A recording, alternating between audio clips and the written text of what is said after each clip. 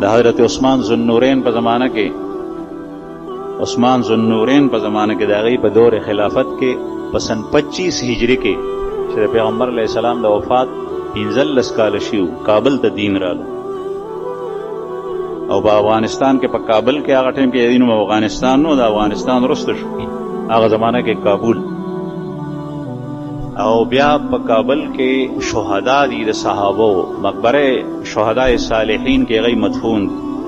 عبدالرحمن ابن سمره رضی الله عنه په قیادت کې د لښکر راغلی عثمان ذوالنورین راستولو د حضرت عثمان سے په زمانه کې ډېر فتوحات شو بیا چې کله حضرت معاویه رضی الله عنه خلیفہ شو امیر معاویه رضی الله عنه د رسول الله صلی الله علیه وسلم صحابي دی بیا غي د هندستان حکومت د ختمولو لپاره لښکر راواست هغه بیا د خوست د طرف نه پکتیا د طرف نه راغلی دی هغه علاقه خو مسلمانانو بیا پاکستان ته رادننه شوی دی د ټل او د کوهاټ او د بنو د ټولې علاقې بیا اخیستې دا په سن 40 کې بیا سن 45 هجري کې بیا دې علاقه کې دا پېښور چې و دا د بودھ مذهب و بودیسټ او د دې خپل نوم هم پېښور نو بلکې د دې نوم و بودیا هغه زمانه کې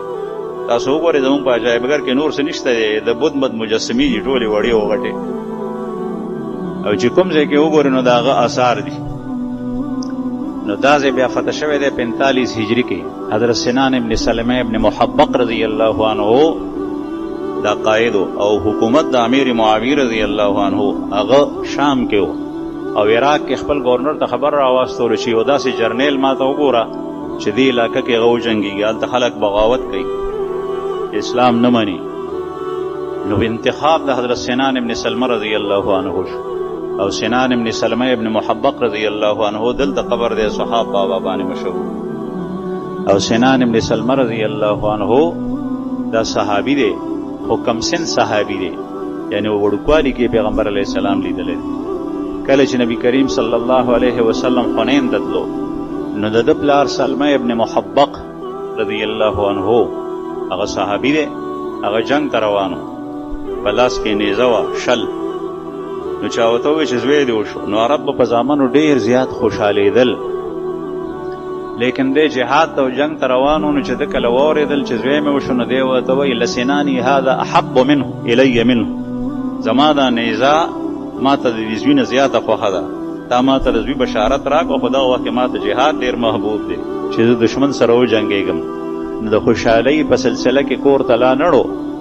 او زوی یې ونه لیدو جهاد ته په مخه روان شو او دا یې مو وایي چې دا وسله ما ته د هغه نه زیات خوښه نو وسلې ته سنان وایي او شل ته رمح وایي او دې ته سنان هم وایي نو چې څنګه یې وویل سناني هذا احب الی منه نو خلکو په غزي باندې نوم سنان کې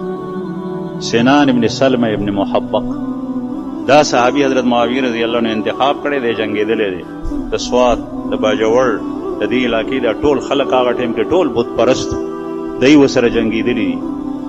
او دا شهادت دلته واقع شوی د پېښور او د 400 په منځ کې دا دین په دې طریقه باندې را رسېدلی